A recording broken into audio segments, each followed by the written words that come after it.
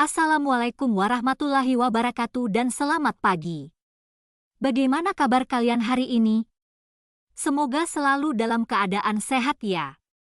Hari ini kita ketemu pada mata pelajaran pendidikan Pancasila dengan elemen Undang-Undang Dasar 1945.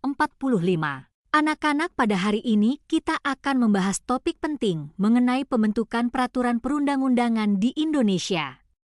Materi ini akan membantu kita memahami bagaimana aturan-aturan yang mengatur kehidupan bernegara kita dibentuk, mulai dari asas hingga proses peraturan perundang-undangan dibentuk. Berikut adalah 2 tujuan pembelajaran kita hari ini. Tujuan yang pertama, kita akan mempelajari pengertian dan asas dalam pembentukan peraturan perundang-undangan.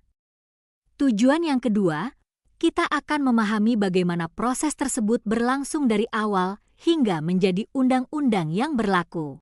Peraturan perundang-undangan adalah aturan yang bersifat mengikat dan dibuat oleh lembaga yang berwenang. Aturan ini harus diikuti oleh seluruh masyarakat dan mencakup berbagai tingkatan dari undang-undang hingga peraturan daerah. Menurut I. C. van der Vlies, asas pembentukan peraturan perundang-undangan yang baik terdiri atas 2, yaitu asas formal yang terdiri dari A. Asas tujuan yang jelas, B. Asas lembaga yang tepat, C. Asas perlunya pengaturan, D. Asas dapat dilaksanakan, E. Asas konsensus. 2. Asas material yaitu A. Asas sistematika yang benar, B. Asas dapat dikenali, C. Asas perlakuan yang sama dalam hukum, D. Asas kepastian hukum, E. Asas pelaksanaan sesuai dengan keadaan individual, F. Asas menghormati harapan yang wajar. Dalam UU RI nomor 12 tahun 2011 yang telah dirubah dengan UU nomor 13 tahun 2022, bahwa asas pembentukan peraturan perundang-undangan harus didasarkan pada asas-asas berikut: asas kejelasan, asas kelembagaan, asas kesesuaian, asas dapat dilaksanakan, asas kedayagunaan dan kehasilgunaan, asas kejelasan rumusan, asas keterbukaan. Adapun materi muatan dalam peraturan perundang-undangan yaitu pengayoman, kemanusiaan, kebangsaan, kekeluargaan, kenusantaraan, Bhinneka Tunggal Ika, keadilan, kesamaan kedudukan, ketertiban dan kepastian hukum, keseimbangan, keserasian dan keselarasan. Jenis dan hierarki peraturan perundang-undangan di Indonesia adalah sebagai berikut: UUD 1945, Ketetapan MPR, Undang-Undang Peraturan Pengganti UU, Peraturan Pemerintah, Peraturan Presiden, Peraturan Daerah Provinsi, Peraturan Daerah Kabupaten, Kota. Ada 5 tahapan yang dilakukan dalam proses pembentukan peraturan perundang-undangan, yaitu 1. Perencanaan, identifikasi masalah dan usulan pembuatan peraturan. 2.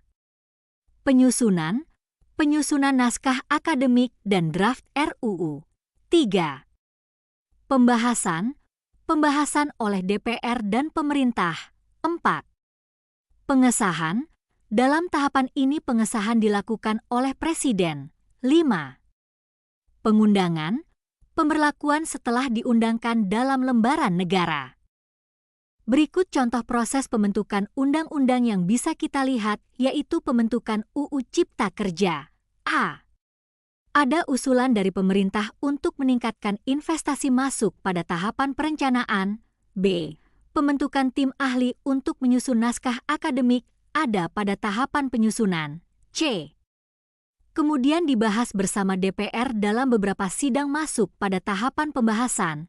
D. Setelah itu pengesahan yang ditandatangani oleh Presiden. E. Kemudian tahapan terakhir pengundangan yang diumumkan di lembaran negara. Kesimpulan, dari materi ini dapat diambil kesimpulan sebagai berikut, yaitu 1. Pengertian dan asas. Pembentukan peraturan perundang-undangan harus berdasarkan asas kejelasan, kelembagaan, kesesuaian, dapat dilaksanakan, kedayagunaan dan kehasilgunaan, kejelasan rumusan dan asas keterbukaan. 2. Proses pembentukan. Proses pembentukan peraturan mengikuti 5 tahap utama, mulai dari perencanaan hingga pengundangan.